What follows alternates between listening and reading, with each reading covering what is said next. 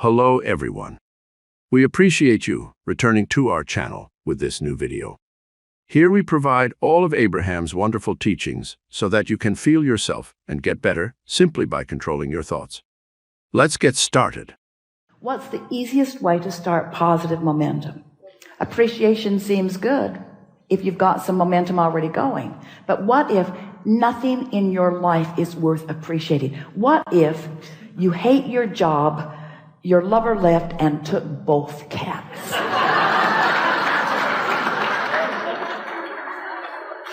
Then what? So the way to start momentum is to start general. Someone called out nature. The way to start positive momentum really is to be as general as you can. Because when you get specific, what happens is you activate the momentum that you've already had going. Does that make sense? So the more general you are. So what's the most general thing that you could think when you wake in the morning? Something that's good feeling. Could you focus upon your body lying in the bed? Could you appreciate the fact that you breathed all night long and you didn't have to think about it? That your bodily functions are working, that your heart is pumping and that the air is flowing? Could you just for a moment acknowledge in appreciation, but really more generally, the physical well-being of that? No matter what's going on in your body, those things that are happening, it's big. It's really, really big. That's really big. It's really worth appreciating for a little bit. So now the momentum can continue. So you find yourself appreciating things like that generally. You find yourself appreciating things like that globally. You find yourself acknowledging the well-being of how most are thriving around you. You could even find yourself comparing yourself to those who live in other places and feeling appreciation for where you have landed and what you are accomplishing.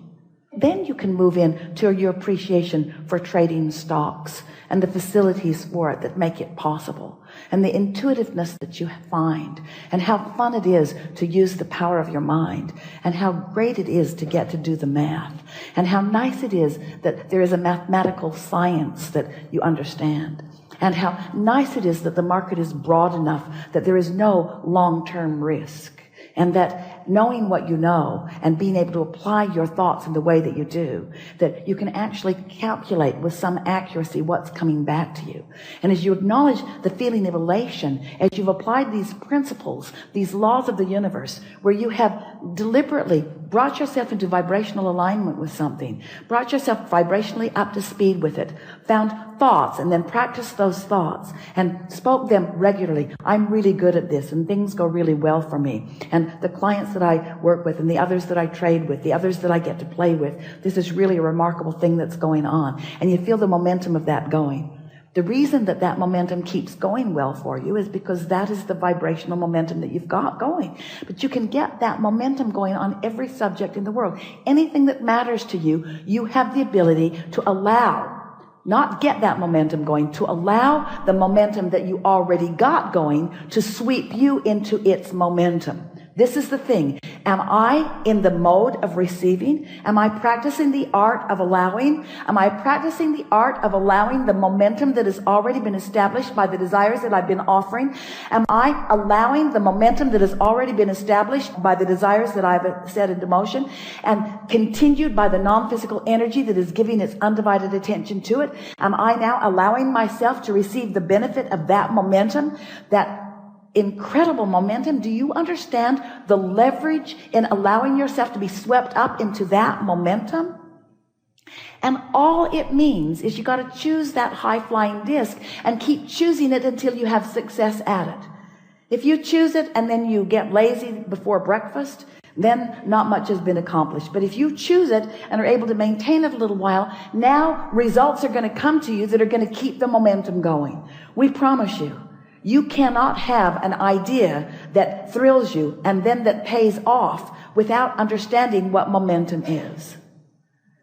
Law of attraction is the heart of momentum.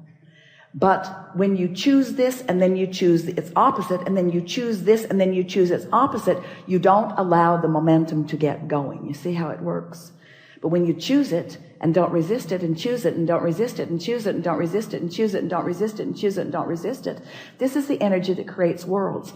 And it's available to you. It's coursing through you. All these unseen but not unknown, non-physical energies, all those who are supporting you and believing in you and knowing what you've asked for and knowing that it's all right, all rooting for you, never disappointed when you're not on that disc, but always there waiting for you to join. Most everyone finds themselves either close to the vicinity of the vortex or in it every day for a moment. So the key is to be aware when you're having one of those moments and then milk it a little. And in doing so, you practice the vibration. And the more you practice the vibration, then the easier it is to sustain it. In fact, you've said something else really important here, and that is when you are aware that there is a stumbling, that you're stumbling a little bit, and then you try to overcome the stumble, that's like practicing being out of the vortex. And a lot of people, very well-meaning, do that. They're trying too hard. They're aware that they're not there, so they're trying. So it's a very good mindset to say, well, I'm just going to watch and see when I'm naturally feeling better, and then I'm just going to try to milk that a little longer. We encouraged Esther a few weeks ago, as she was basking her way to sleep, to find a word that represented a feeling and just hold that word. In other words, the premise of our conversation with Esther is this: what you're observing in your physical format with your eyes and ears and physical senses could be something that puts you in the vortex, or maybe not, and often is something that has resistance in it. So then we ask Esther to contemplate how what's in the vortex is not something that you can see or hear. In other words, this is a vibrational reality. This is a vibrational reality that, if you allow it, will manifest so that you can see it and hear it and smell it and taste it and touch it.